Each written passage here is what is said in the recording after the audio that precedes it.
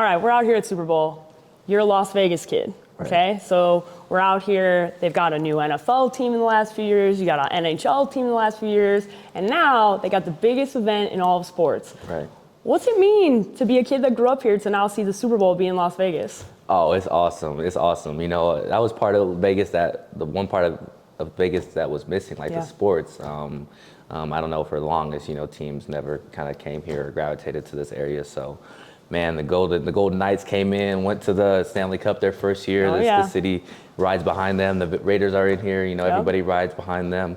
So it's awesome to see, to have the Super Bowl here. And have all these sports fans coming in, and Vegas actually having a sports culture now. Of course. It's awesome. It's something that I'm super glad I got to come in and check out for a little bit and be a part of. So the city just keeps growing. We're gonna get our baseball team. We're gonna get our basketball team, and we're gonna take over. So it's exciting. You got Summer League. You guys got all the good stuff out here, right? I'm like, man, Vegas was made to be the sports city. Right. I've been asking all the guys, I talked to Joe Millen about it earlier, he's from Florida. So him and Penix, they like to talk about being Florida boys, right? Yeah. And what you see, I knew that reaction is exactly what I was looking for, right? So you're a Las Vegas guy. There's a lot of great high school football out here. Mm-hmm. What does it mean to play and be a Vegas football player? Because the Florida guys, they like to talk. The Texas boys, they like to talk. The California boys, they like to talk. I'm giving you the opportunity. What does it mean to be a Vegas football player? Oh, it means everything. We got dogs out here. There's not many places you can grow up and you playing 115, on turf. It's about 135 on that turf. So, I think we build different out here.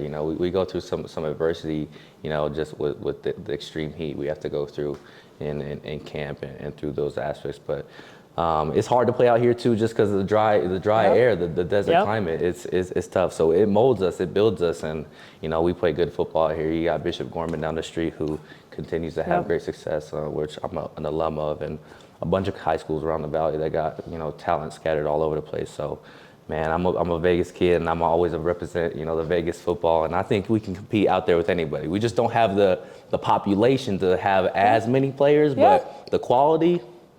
Second to none. See, nobody knows about this dry heat other than I'm living in Arizona. I know it's different. Telling you. You gotta show up, and you gotta make sure. I'm like, every year there's somebody getting helped off the mountain, okay? They don't drink water, they're trying to hike Camelback Mountain. I can't even imagine playing football in the dry heat.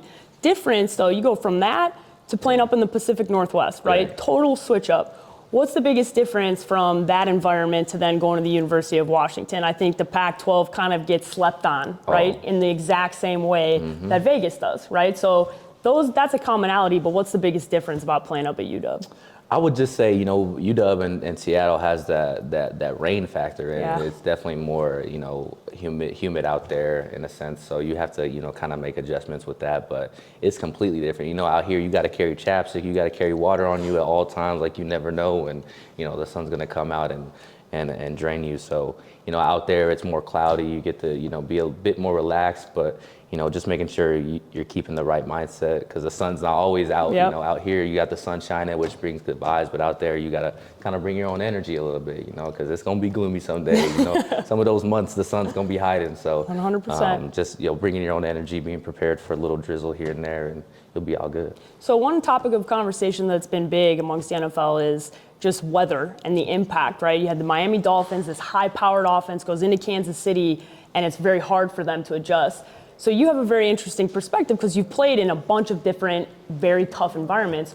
What's the worst to play in? Is it that rain? Because I've seen you guys play in, and I'm like, I can't even see, right? You're watching it on TV. Or is it when it's a $115 in Nevada and you can barely breathe because it's so hot?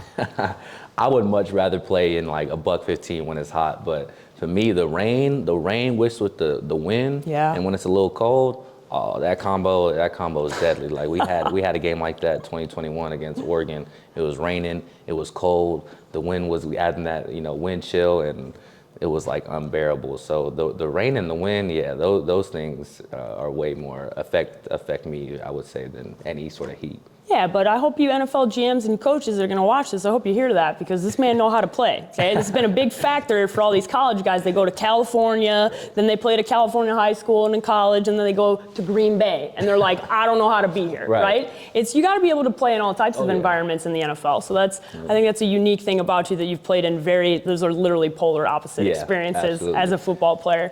But as I said, the Pac-12 gets slept on. What's the thing about Husky Stadium that makes that environment special? Because I think this year, obviously, the last year of the Pac-12, they got a little more flowers this year, but nobody really knows what that environment's like. I've been on a yacht tailgating, and I think that's the coolest thing in college sports, but like as a football player, what makes Husky Stadium special? I think it has all the aspects of a great college atmosphere, not even to mention we call it the greatest setting because it truly is. I mean, it's right there on the water. The open stadium, that creates like the noise and it bounces off, each side, and it's loud. The fans are right there in your face. It's passionate, and it's a beautiful, beautiful setting to be in. So I think it provides all those things. They just put in the LED lights last season, so when those touchdowns start ringing and that siren's going and the lights are flickering, it's hard to beat that. And I think. There's a bunch of stadiums and college atmospheres out there, especially down south and, in Penn State and, Michigan that have, 100,000 people. But, I think Husky Stadium and the experience there is right up with all those. It's a tremendous experience and something I'm super grateful to have played in. And I'm super excited to go and just watch and be part of the, the audience. So. You get to have a little more fun next year when you go back to Husky Stadium. You get to have a little bit more fun. But okay, so one thing we do at the Draft Network, we write up the scouting reports just like we do in the NFL, right? So I always give the players the opportunity to scout themselves. So always curious. I love the answers, right? So you're writing up a scouting report, you're presenting your resume to an NFL GM. What does Rome Odunze do well? What are your best traits as a football player? Okay. I would say start off with my versatility. I got film playing inside and outside. My body control mixed with my contested catch ability. When the ball's in the air, I think you see repetitively that I come down with it on a high clip. And then I would say, the leadership aspect. I think, when you see me on film going, everybody around me is feeling good and playing well as well. And then I would just say I'm a dog. I'm in there on the blocking game. I'm in there making sure I'm making lanes for my running backs and making lanes on bubble screens and stuff like that. And I would say all those things, a complete receiver that, still has room for improvement and a ceiling that hasn't been tapped yet. So. Pretty close to what we have on your scouting report. So I think you're being honest, which I like. Sure. I can appreciate that. The thing you said, being a dog, right? I was with Michael Penix at the Senior Bowl, and I asked him about you. It's the first thing he said. He goes, Rome's a dog. Right? Literally. And he went on and on. I mean, 5 minutes, I said, okay, I get it. You really love Rome. Okay, he's a great receiver. I got it. So now's your opportunity to talk about your quarterback. I know Michael's a special guy. I know you guys have a good relationship. What makes Michael a great leader, a great quarterback, and maybe what's something that maybe people don't really know about him? Right. Man, Michael Penix was the best, player in college football last year. I think it was repetitively seen on film. I think he got a lot of honors that he deserved in that realm. But one, just starting off with his story and his perseverance is what shouts out or screams at me when I see his plays. He was already in the Heisman conversation when he was at Indiana. Yep. To be from that to go to having injuries and being able to come back from that and restart and go to I think Seattle to Florida is the longest flight you can take, traveling across America. So to be that far from home, to be what he did, to lead the way that he did, it's super impressive. When you go on film, the arm talent is there, his ability to make, extend a play is there. His mindset to go out there and dominate every single snap and to lead his team is there. So there's not a lot, I can find on film or, being in the locker room with that guy that is not to like. So a super, great person as well outside of the field. He treats everybody with respect. Is a great teammate, always, texting us and seeing what we're up to. And super glad I've been able to see him out here during this experience and him getting his flowers, as things unfold. But man, I can't say any more good things about Michael Penix. He's that guy. He's him. The two of you both lit up when you talked about each other, right? I think that's one of my favorite things about the process is when I get to talk to teammates, right? When you see the dynamic that you guys have together. And I always like to ask, what are you going to miss most, right? Because being in a college locker room is totally different than being in an NFL locker room. So, I think Joe Milton gave a great answer, just the brotherhood that exists. Like, what are you going to miss most about college football? Oh, I mean, I agree with Milton as well. And I think, the brotherhood, and people say that all the time, but, I think, you can go back and watch the videos and interact with people that were at UW and in that locker room. And that's something that they harp on in recruiting and has been instilled in the program for a long time. The brotherhood it's like no other, I had the opportunity to be able to train with some of my brothers through the draft process, and everybody around us. You can just tell, like, we love each other, and we're down for anything for each other. So it's awesome to be able to have that brotherhood, which you can't necessarily replicate in the NFL, and to have that brotherhood, to be able to go out there and go to war with one another and play for one another, through one another. It's a different type of emotion, and I think what makes college football so great, because that emotion, that feeling, that culture is scattered around college football. But at UW, it's strong. It's real. It's real. Yeah, it comes across that way. You see a lot of passion, for sure, from all of you guys. One thing we do a lot, and one thing the fans love to do, is give you guys NFL comps, right? Okay? Yeah. So I'm going to give you, I don't like hearing from the fans. I'm like, now let the players tell us who their comp is, right? So I think last year was Jackson Smith and Jigba. He mentioned, like, I like this from this player. I like this from this player. Right. So what are things, maybe you don't have a direct comp, but what are some things that you look at for guys in the league, either now or prior, that maybe you've put into your game? Right. Yeah, no, I love this. I love being able to study wide receivers, and I'm the same way with Jax. I like to look at different wide receivers and what they do very well, and kind of implement that in my game. And a few that I've done that with is Devontae Adams. I love his releases. He's ridiculous. One of the best. I mean, you can't touch the guy, and if you do, he's most likely getting by you with one swipe of the hand. So I like to study that and try to put that in my game. I'm not to his level yet, but I'm trying to get there. Then I would say I study a lot of Keenan Allen's routes, just because we're similar size, similar kind of build, and he's just so crisp with his routes. He's in and out, he can cut on a dime, and I think that's a attribute that I'd like to add to my game and try and copy as well. And then I say Julio Jones' catch, contested catch.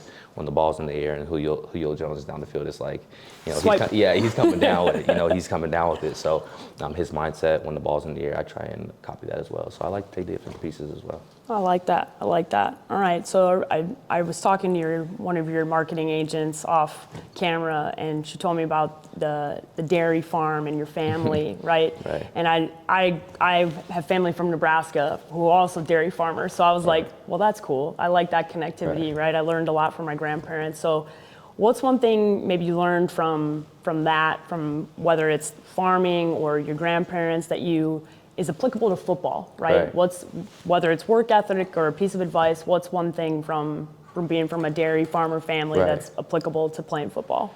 Yeah, no, there's actually a lot, and I want to shout out my dad, because he was the one who really kind of wanted me to go down and work on the farm with my grandpa, because he knew it would teach me a lot of lessons. So my pops initiated all that and made it all possible. But going down there, working with my grandpa, just being around him and doing the work, I think it creates that delayed gratification, which I'm big on. Just being able to work through all those things and not feel like you need to have the paycheck right then, or you need to feel like people are acknowledging you or giving your accomplishments or your flowers right then in that moment. That it will come. And especially for my grandpa, it's almost like he had the mindset that it was never going to come, that it was just what he had to do to provide for his family. So that's kind of the mindset I think I carry myself in the off season and through football, that, man, just put in the work. The accomplishments will come, but it's about going out there and giving it your all every single day, and not worrying about when your flowers are going to come or when people are going to say you're the greatest or any of that. It's just about being in the present and doing what you got to do. Delayed gratification. That's not something a lot of people have. Yeah. So that's a pretty mature thing to say. Right. I think I'll be curious how you answer this one, because I like to hear, it doesn't matter who's giving you this advice. I just want the best piece of advice about football, whether it was a coach, family member, whoever, right? Right. What's the best piece of football advice you've ever been given in your career? Best piece of football advice. Well, Coach Peterson told me, and Coach Adrian Adams as well, when I entered college football, that it was going to be the hardest thing I ever did. And I think that that was great advice for me, because it's like, I mean, people talk about college football and all the amazing things that comes with it, and all the fun that you have in it as well. But at the end of the day, it's, you know, one of the hardest things that I've ever gone through and will ever go through. And I think that lesson carries on to, you know, any accomplishment where you're have the opportunity to do great things and have the opportunity to have a platform where you're having a lot of fun. Like, behind all those stuff, like, it's going to be some of your hardest times, some of, you know, the things that you go through, the adversity that you face. And that's not just college football, that's anything in life. That's high school football, that's pee-wee football, that's the league, I'm sure, as well. So just knowing that, you know, behind all those great things and awesome things that you want, you know, is a bunch of hard work and some of the hardest experiences you'll go through. So. Gonna have to work hard in football. That's one thing. You're not gonna be great in football by slacking off. That's for sure. So I'll leave you with this one.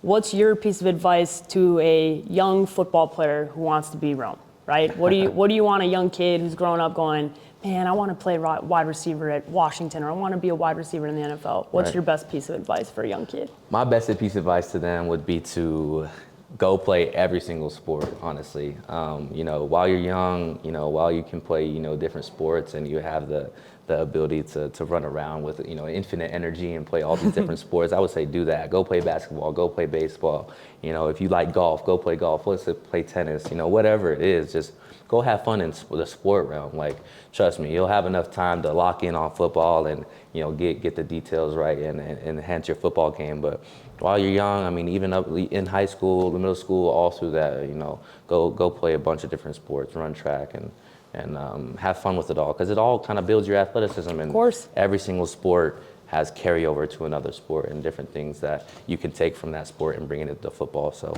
I would say that, go have fun, play sports. It's a very good piece of advice, because one of the things that has come up in scouting over the last few years is they love to mention, he played basketball too. His Right. footwork is good. He comes in. So the specialized training has really actually started to flip the other way. So it's a good piece of advice from Rome on his way out of his interview is, play multiple sports, learn how to do different things. Walter Payton was a ballet dancer, and he was a pretty damn good football player. So, you know, that's the piece of advice on our way out. But good luck, Rome, throughout this process, and thanks for joining us. Thank you. Thanks for having me.